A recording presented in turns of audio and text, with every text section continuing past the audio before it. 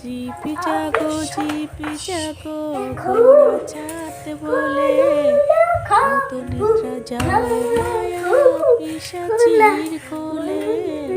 GP জাগো। হাত দিবা না বাবা, বলে দিলাম।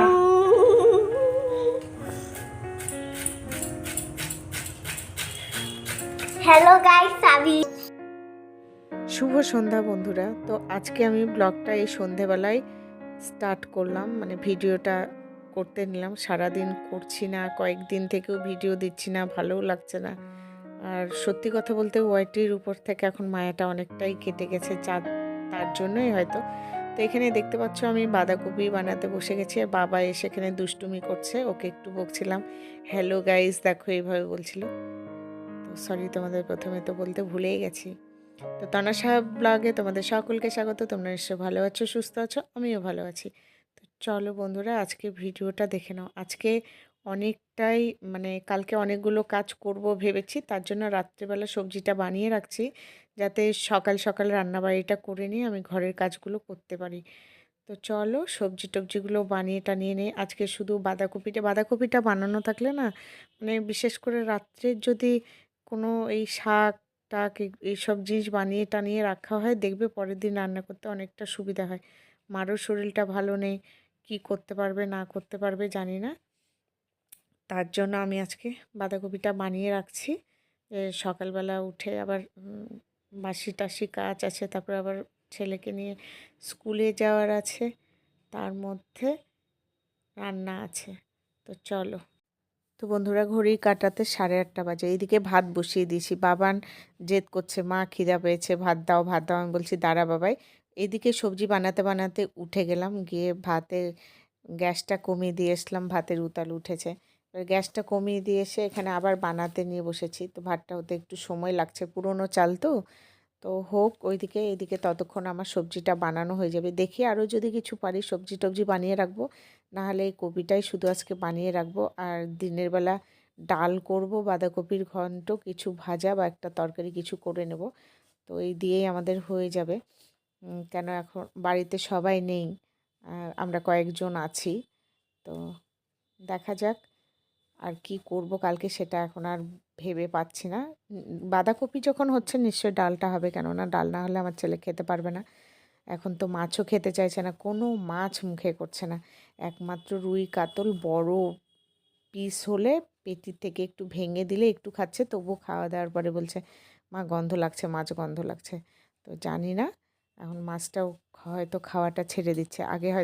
আগে ডিমটা খেত, ডিমের পোচ, অমলেট, ডিম সেদ্ধ সবই ভালোবাসতো, খেত। এখন ডিমটাও খেতে চায় না, একমাত্র গলগলা করে সিদ্ধ করে দিলে খায়, তবুও খায় না।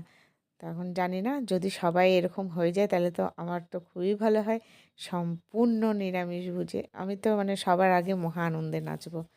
তো যাই হোক গে বন্ধুরা, কেউ কিছু মনে করো না, আমি এভাবে কথাগুলো বললাম ভয়েস দিতে দিতে। দেখো আমি সবজিটা বানিয়ে রাখছি। বাবা বলছে কি এত সুন্দর ঝুরি করছো মা, চাউমিনের মতো লাগছে, বলে একটা তুলে নিয়ে ইয়ে করছে।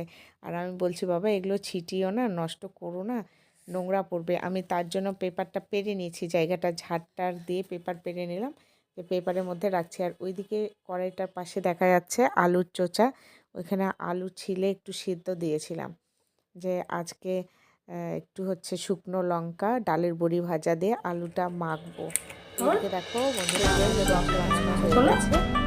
চলো ওঠে বলো।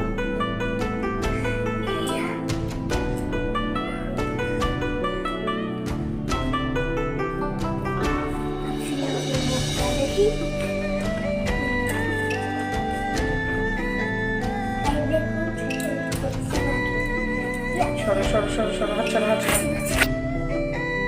তো বন্ধুরা দেখো এখানে এখানে বাঁধাকপিগুলো তুলতে গিয়ে আলুর চোচাগুলো সব পেপারের মধ্যে ফেললো। তো ওকে বলছি রাম এ ভগবান, এগুলো নোংরাগুলো আবার এটার মধ্যে ফেলছিস। আমাকে কপিটা যতই ধুই না কেন ওই আলুর চোচাতে কত মাটি টাটি থাকে।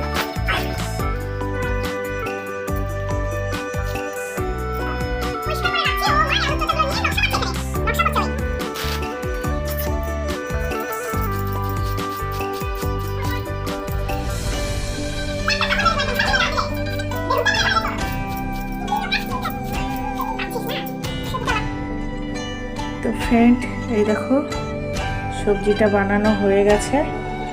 তো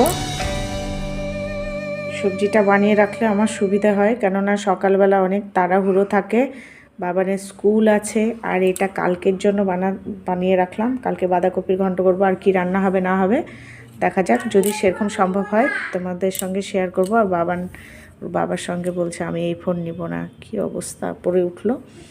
স্যার পড়াতে এসেছিলো, পড়িয়ে চলে গেছে। তো চলো সবজিটা বানিয়ে রাখলাম, এবার আলুটা বানাই। এই দেখো ডালাতে কত সবজি। বেগুন খেতে ইচ্ছে করছে না, পেঁপে খেতে ইচ্ছে করছে না, পেঁপেও পড়ে আছে।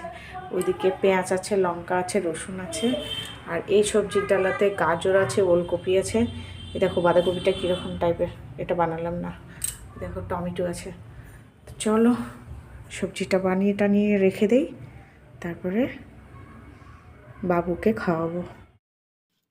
তো বন্ধুরা, আমার ভিডিওটা আজকের মতো এই পর্যন্তই। যদি তোমাদের ভিডিওটা ভালো লাগে অবশ্যই লাইক, কমেন্ট, শেয়ার, সাবস্ক্রাইব করে আমার পাশে থেকো। কেউ স্কিপ করে যেও না, সকলে ফুল ভিডিওটা দেখো। আর পাশের বাড়ি একটা দিদি এসছে, তার সঙ্গে কথা বলছিলাম, তো ফোনটা এভাবে আছে। তো ফোনটাকে আমি এখন অফ করে দেবো। তো সকলে ভালো থেকো, সুস্থ থেকো, দেখা হবে নতুন একটা ভিডিওতে। আজকের মতো এই পর্যন্ত, বাই বাই।